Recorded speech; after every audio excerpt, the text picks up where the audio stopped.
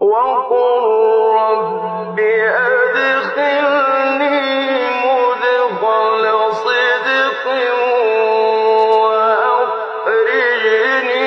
مخرج صدق واجعل لي من لدنك سلطانا نصيرا.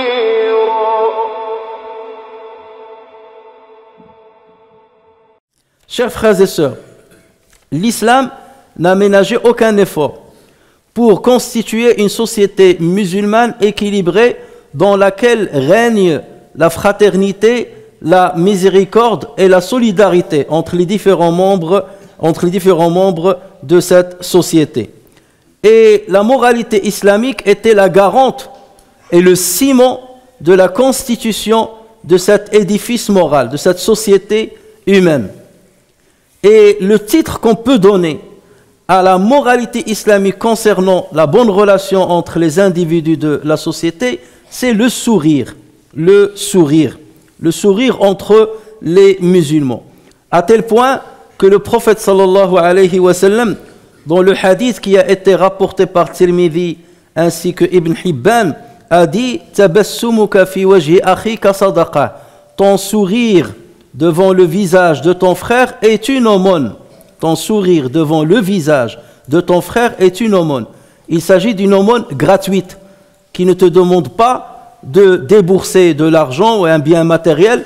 Elle te demande seulement un petit effort qui est celui de contracter 17 muscles dont on va parler. Le sourire était une des caractéristiques qui distinguait le prophète sallallahu alayhi wa sallam de tous les hommes à son époque. L'imam Tirmidhi rapporte sur Abdullah ibn al-Harith ibn Hazm radiyallahu anhu qu'il a dit « Je n'ai jamais vu quelqu'un qui sourit autant que le prophète sallallahu alayhi wa sallam. » Je n'ai jamais vu quelqu'un qui sourit autant que le prophète sallallahu alayhi wa sallam. Et Jarir ibn Abdillah radiyallahu anhu a dit « Jamais, depuis que je me suis converti à l'islam, depuis que j'ai embrassé l'islam, jamais le prophète sallallahu alayhi wa sallam n'a fermé la porte devant moi. Et à chaque fois qu'il me voyait, il souriait. Et dans une version, il riait. Et le rire du prophète sallallahu alayhi wa sallam était un sourire en fait. Parce que le rire et le sourire, on parle de la même chose. Le terme général, c'est le rire. Et le sourire, c'est une manifestation minime du rire. Et le prophète sallallahu alayhi wa sallam, rarement il riait, mais la majorité des fois il souriait. C'est très rare qu'on ait vu le prophète sallallahu alayhi wa sallam rire jusqu'à voir ses molaires. L'imam al-Bukhari a réservé un chapitre entier dans son Sahih pour rapporter tous les hadiths qui montrent comment le prophète sallallahu alayhi wa sallam riait. Et l'imam Muslim a fait de même. Et l'imam al-Bukhari a intitulé ce chapitre le chapitre de Tabassum wa Dahik, le chapitre du sourire et du rire.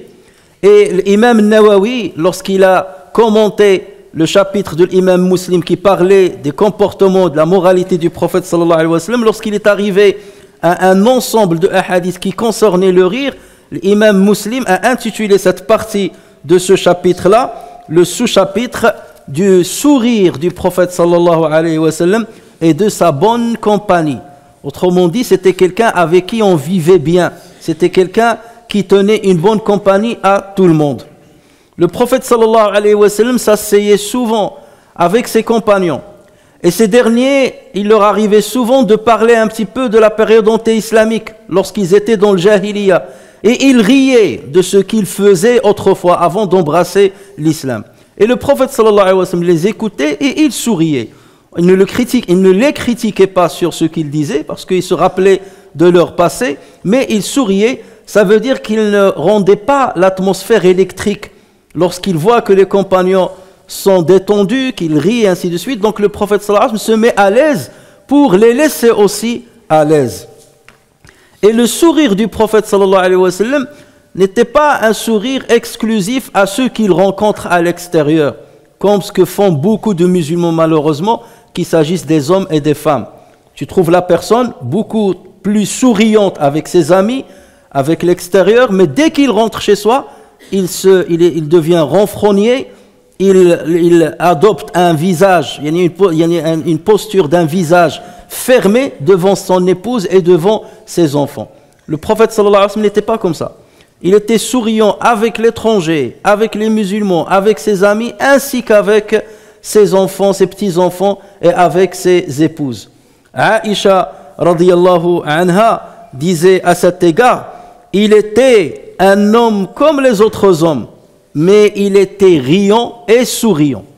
Il était un homme comme les autres hommes, mais il était riant. Autrement dit, elle disait qu'il avait une caractéristique qui le distinguait de tous les autres hommes. Il était riant et souriant. Et elle parlait bien entendu de ce qu'elle voyait lorsque le prophète sallallahu alayhi wa sallam était en sa compagnie. Donc le prophète sallallahu alayhi wa sallam n'avait pas une double personnalité qu'on peut avoir beaucoup parmi nous malheureusement. Une personnalité avec laquelle on parle avec les autres et une personnalité qu'on adopte dès qu'on rentre chez soi. Normalement, le musulman se doit d'avoir la même personnalité bénéfique, d'ouverture d'esprit avec tout le monde et surtout avec ses proches. Le prophète sallallahu alayhi wa sallam n'en manquait pas de sourire même dans des situations difficiles, même lorsqu'il est en colère contre quelqu'un. Dans l'histoire de Ka'b ibn Malik radiyallahu anhu, c'était lors de la bataille de Tabouk, il y a certaines personnes qui ont trouvé des excuses pour ne pas participer à cette bataille, pour ne pas aller avec le prophète sallallahu alayhi wa sallam. La majorité, la presque totalité de ces gens-là qui ne sont pas sortis dans cette bataille étaient des hypocrites. Mais il y avait 3 musulmans qui étaient sincères, mais ils avaient pris peur de prendre part à cette bataille. Et donc ils ont trouvé une excuse pour rester à Médine et ne pas partir avec le prophète sallallahu alayhi wa sallam. Donc lorsque le prophète sallallahu alayhi wa sallam est revenu, chacun est venu pour trouver une excuse. Les hypocrites, donc ils mentaient, chacun forgeait un mensonge pour dire j'étais malade, ma famille était malade, mes enfants étaient malades, je devais faire ceci, je devais faire cela, donc c'est pour cela que je n'ai pas pu venir avec toi. Et Ka'b ibn Malik est venu voir le prophète sallallahu alayhi wa sallam. Et il nous dit dans ce qu'il décrit dans cette rencontre-là, un hadith qui a été rapporté par l'imam Bukhari, il dit, et lorsque je suis venu chez le prophète sallallahu alayhi wa sallam, je l'ai salué. Et il m'a salué avec un sourire de colère. Avec un sourire où j'ai détecté sa colère, qu'il n'était pas satisfait de moi. Donc vous voyez, même dans cette situation difficile, le sourire ne quittait pas le prophète sallallahu alayhi wa sallam. Mais on sait toujours distinguer entre un sourire, un vrai sourire et un faux sourire. Et dans ce cas-là, le prophète sallallahu alayhi wa sallam avait manifesté un faux sourire. Il se forçait à sourire. Mais la situation ne permettait pas qu'il fasse ainsi devant ce compagnon, d'autant plus qu'il savait que ce compagnon était quelqu'un de sincère et quelqu'un qu'il respectait énormément. Donc ensuite, le prophète sallallahu alayhi wa sallam lui a dit « Rapproche-toi ».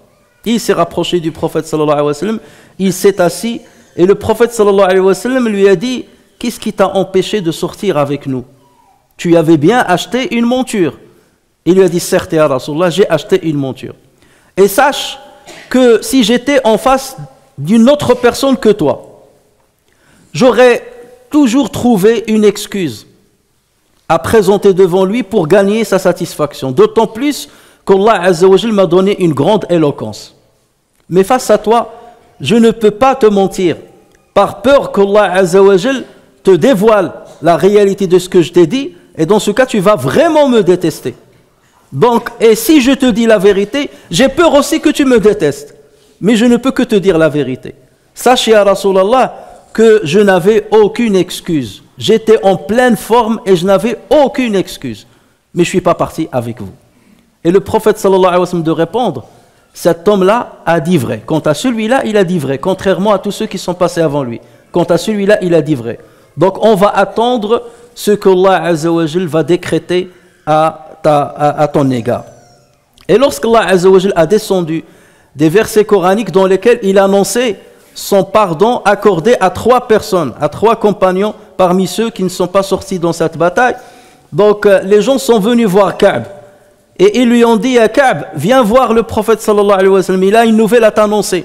Et donc Ka'b il a dit, je suis allé voir le prophète sallallahu alayhi wa sallam.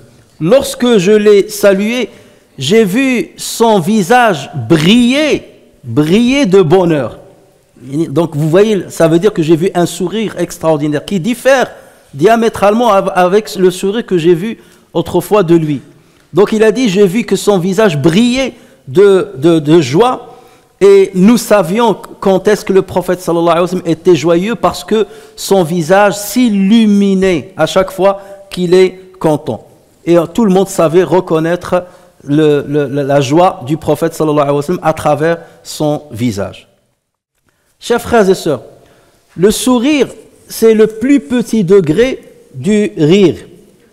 Et le sourire consiste en une opération physiologique très complexe et très harmonieuse qui sollicite 3 niveaux d'interaction. Elle sollicite l'action du système nerveux, l'action du système musculaire facial et l'action de certaines émotions avec certaines sécrétions hormonales. Donc on voit bien que ce n'est pas seulement un geste banal, mais il s'agit d'une transformation physiologique. Qu'il s'agisse d'un sourire sincère, un sourire par réflexe, ou un sourire volontaire, qu'il s'agisse d'un sourire volontaire ou involontaire. Il faut savoir que l'être humain, c'est le seul être que Dieu a créé qui est capable de rire et de sourire. Il y a certains chercheurs qui disent non, on retrouve le sourire aussi et le rire chez certaines espèces de singes. Mais les éthologistes, qui sont pointués dans ce genre de recherche, ils disent que ce n'est pas du tout la même chose. C'est vrai qu'il y a une certaine manifestation faciale et certaines contractions de certains muscles faciaux chez certains primates, mais le but n'est pas le même. Le but de sourire ou de rire chez l'être humain n'est pas du tout comme... Il y a une convergence au niveau de la consolidation des rapports, mais souvent le rire chez certains primates, c'est une manifestation de soumission devant le dominateur.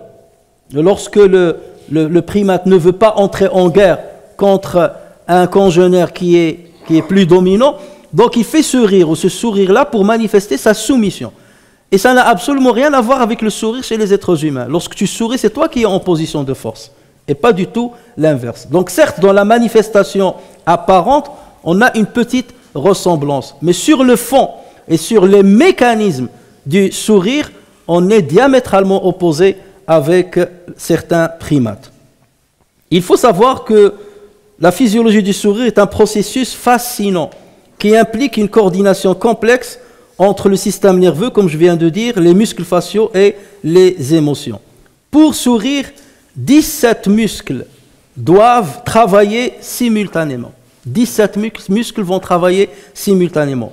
C'est ce qu'on appelle les muscles zygomatiques. Il y a les muscles zygomatiques majeurs et des muscles zygomatiques mineurs.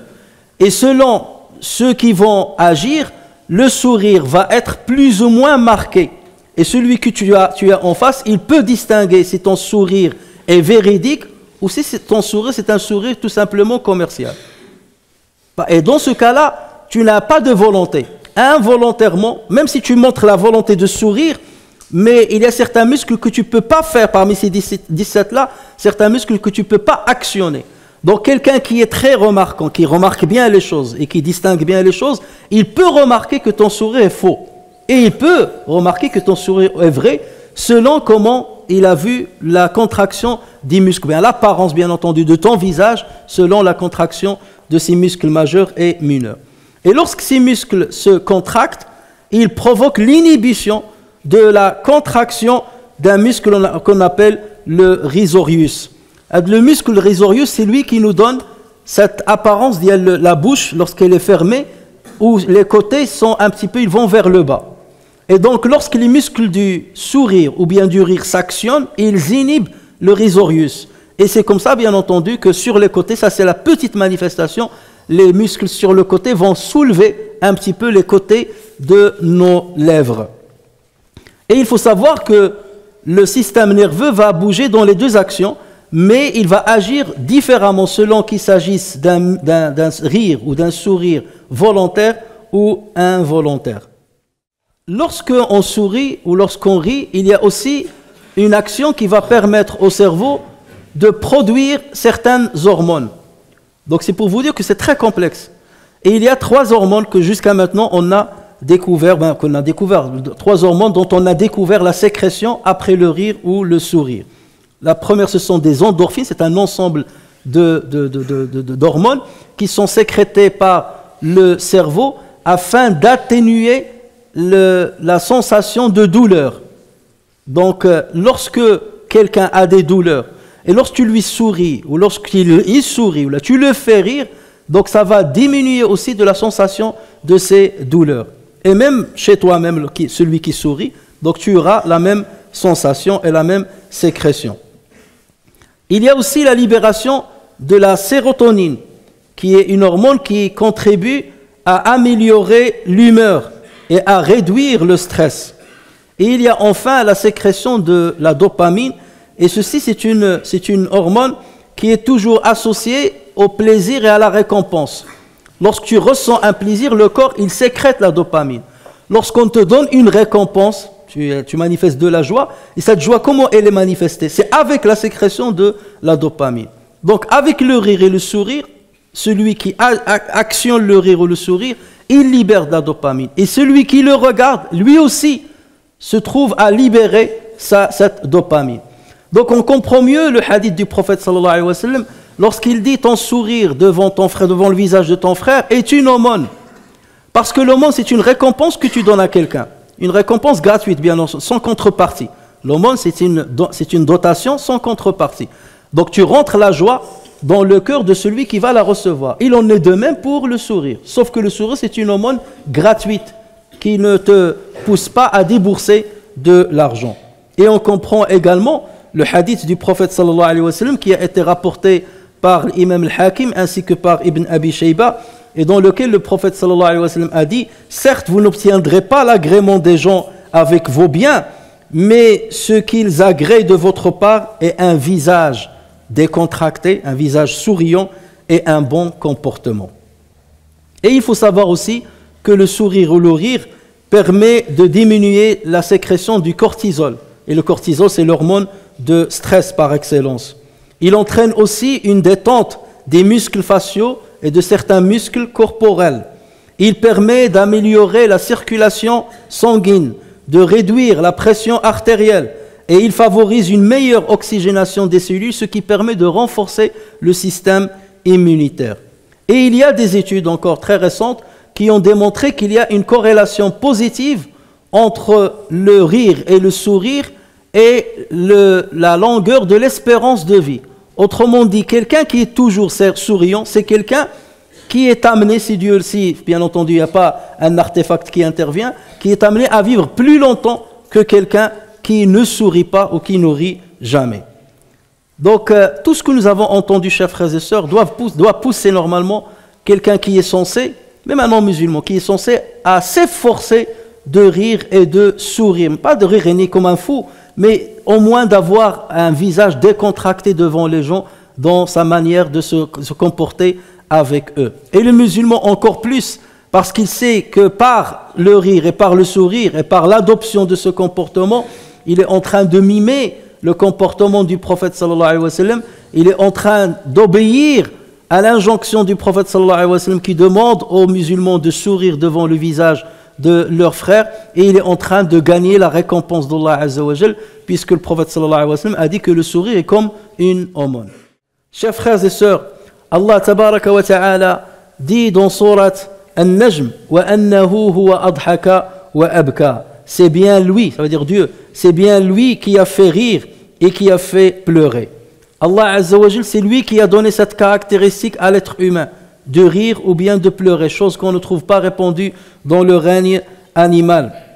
Et quelles que soient les tribulations par lesquelles le musulman passe, quelles que soient les épreuves par lesquelles le musulman passe, il reste toujours bien entendu confiant et il reste toujours optimiste parce qu'il attend la récompense de son Seigneur le jour du jugement. Et lorsqu'il obtient cette récompense, bien entendu, il oublie toutes les difficultés et il oublie tous les aléas de la vie sur terre.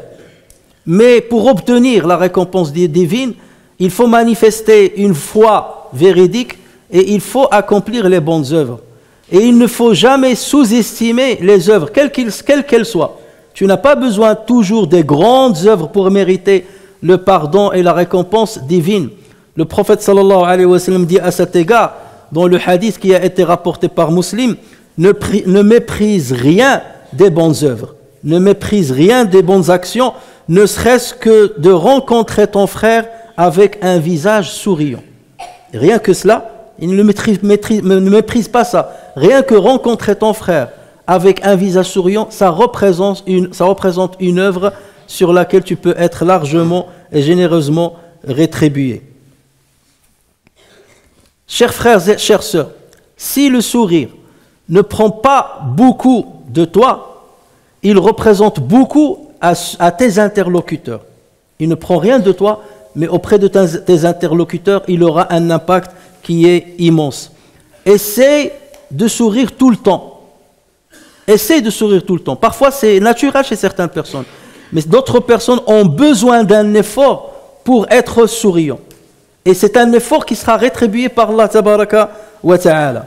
Essaie d'être toujours souriant dans tes relations avec les lointains et avec les proches, avec tes amis et même avec tes ennemis, parce que le sourire, on peut le qualifier de la sorcellerie licite. Autant la sorcellerie c'est quelque chose qui est illicite parce qu'elle joue sur l'illusion et elle prend quelque part une part de la raison humaine. Autant le sourire fait la même chose sauf qu'il est licite. Donc souris à ton père, souris à ta mère, souris à tes enfants, souris à ton conjoint, souris à tes proches et souris aux lointains, aux musulmans et aux non-musulmans. Parce que par le sourire, tu seras l'ambassadeur de cette religion et tu seras le représentant de notre prophète sallallahu alayhi wa sallam qui avait cette caractéristique qu'il a si bien distinguée et qui lui a permis de rassembler énormément de gens autour de lui et d'appeler énormément de gens à cette grande religion.